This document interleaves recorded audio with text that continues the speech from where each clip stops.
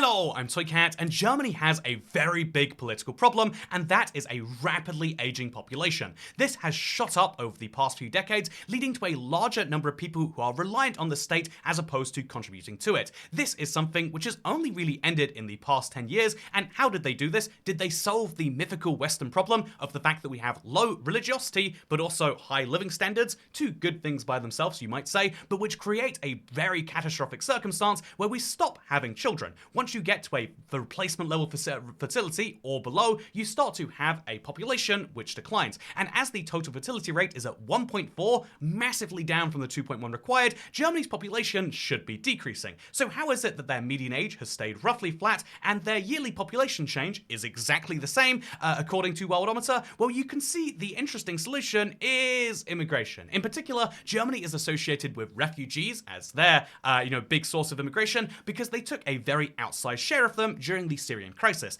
This was seen as a very good move on the international stage back when it happened. However, it's led to a bit of an interesting issue because Germany is about to have elections. It's due to an unrelated reason. It's funny enough, it's because of debt issues that Germany's coalition would collapse, very German of them. But that means that the centre-left and Green Party, which used to govern the country, no longer are going to because there's going to be a fresh wave of elections. And here's a fun game you can play in Europe. If there's a large immigration issue with voters and there is an election, which parties do they start to vote for? And if you guess the right-wing ones, then you would kind of undersell it actually. The CDU and the CSU, the Christian Democrat Union and the Christian Social Union, they're two parties that don't run in each other's constituencies, and they together have the largest share of the vote. They are broadly describable as centre to centre-right, but then the furthest right party, which exists in the German parliament, is this line here, the AfD, and they have gone from being 5th place in 2021, which was already a shocking result for many people, but they've gone from being 5th place and unseating the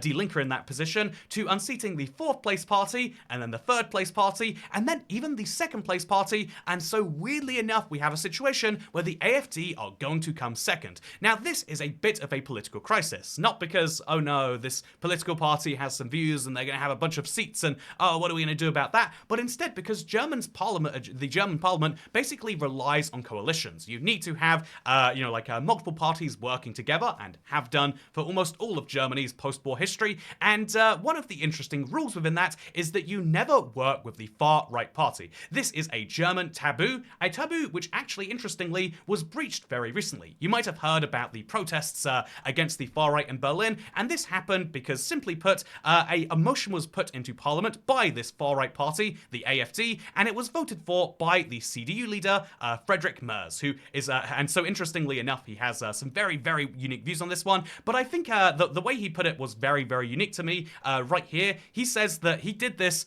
very, very, very taboo thing, not because he's not trying to empower the far right or anything, actually quite the opposite. As the centre-right party, he actually described this when people criticized him for it by saying that, yeah, obviously his goal was not to, he's not reaching out to a party that wants to destroy them, he's not trying to just be nice to them, but instead he's trying to look at the situation and say that, yeah, if this is a very popular bill in this country, and polling clearly seems to suggest that it is, then it's really important that to regain the respect of the majority of citizens, they have to prove that they are able to make decisions in the political center. In other words, he is saying that on this one issue, the only people who have the majority of voters on it are the far right, and so the far right issue is not a far right issue if the majority of people agree with it. This is kind of taking the fluid opinion of how center, center-left, and center-right work, or indeed the left-right wing political spectrum. Some people would say that left and right are fixed positions. The extreme communism will always be on the extreme left, and the extreme, like Germans that they're very scared of replicating will always be on the far right of that. Those are the two fixed ends of the spectrum, and you always operate within the limited amount that your country happens to be in. Again, some people would say the USA is to the right of that spectrum, and some people would say like Europe operates on the left of that spectrum. But I would say that actually the political spectrum basically depends on the country, and this is something that the leader of the CDU and CSU believes, and he said something very interesting, which is that a right decision doesn't become wrong just because the wrong people agree to it. Just because the far right people happen to be, just because the popular political stance is one which is held by the far right, it doesn't mean that it's a wrong stance. In the same way that there are lots of incredibly far left stances we've accepted as being part of our political center ground, the very fact that we do just say to you, yeah, you know what, when you turn 67 67 or 68 or whatever age it is in your democracy, we'll just give you money for life. No questions asked. A ridiculous amount of money, enough that you won't have to die, and you can pay for food and you can do some fun things. Go on a cruise every now and then if you want to. Go for it. We have just guaranteed that to every single person in our civilization. It's more or less UBI for people who can't work. And given that we have very similar entitlements between 0 and 18, we say for about half of your life, the government will take from people who are working and make sure it goes to you. That is a far left stance if you describe it from scratch, but it's part of our political center as parties discuss it. Or indeed, in the UK, we have unlike a lot of countries, we have fully just free at the point of use healthcare. Unlike they do in Germany and other countries, we just say that it's entirely free. It's for everyone. We pay for it. You've got it. Even foreign tourists, when they come over here, they're allowed to use our NHS, and technically they should be billed if it's not an emergency, but we don't really even go after that money because healthcare is a right within this country, and even our furthest right parties wouldn't seek to undo that. You could argue within a fixed left-right spectrum that any right of centre party in the UK should be saying, no, why don't we have an insurance-based system or not even insurance-based, why don't we just pay for healthcare, and that way when you want healthcare, it's not a 24-week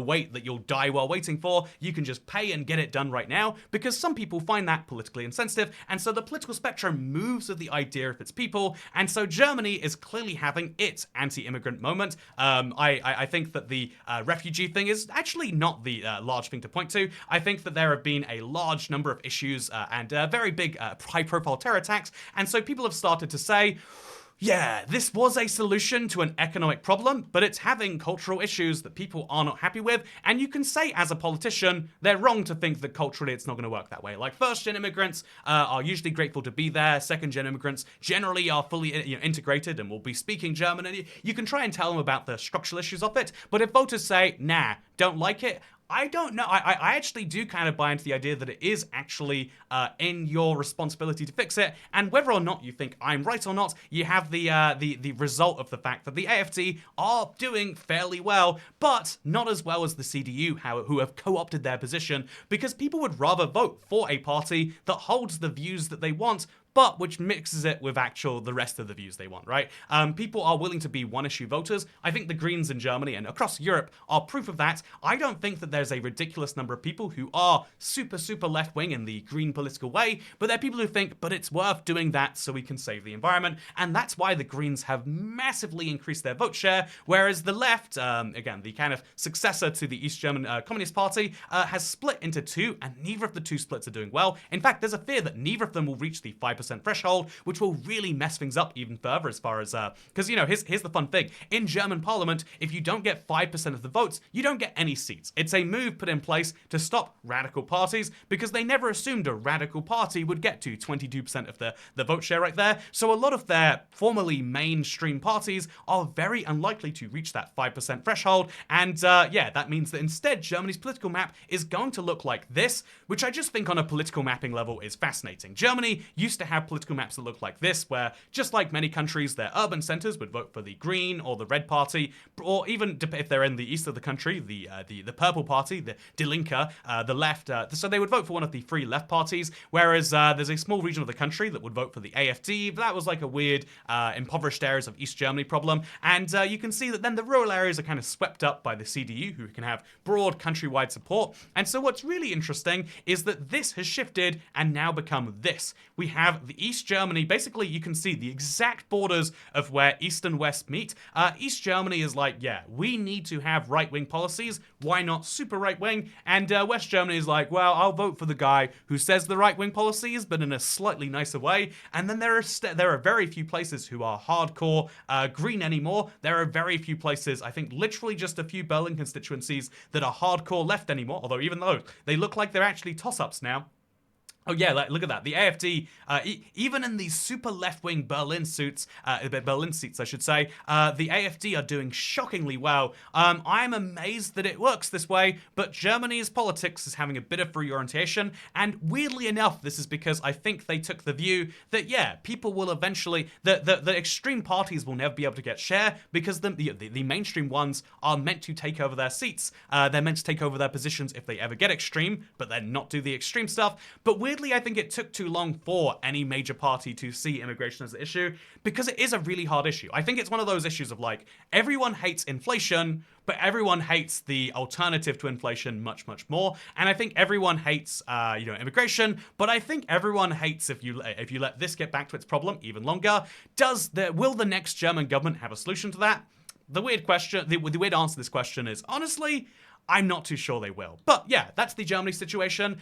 They have a big, big, big problem. I mean, really, you could say the AfD are also raising points about the EU, but they, weirdly enough, had to soften those. I think I should have made. I want to make this point in this video. The AfD used to be, by being a far-right party in Europe, they used to be anti-EU. They used to be very Eurosceptic. Germany should leave the Euro. Germany should leave the EU.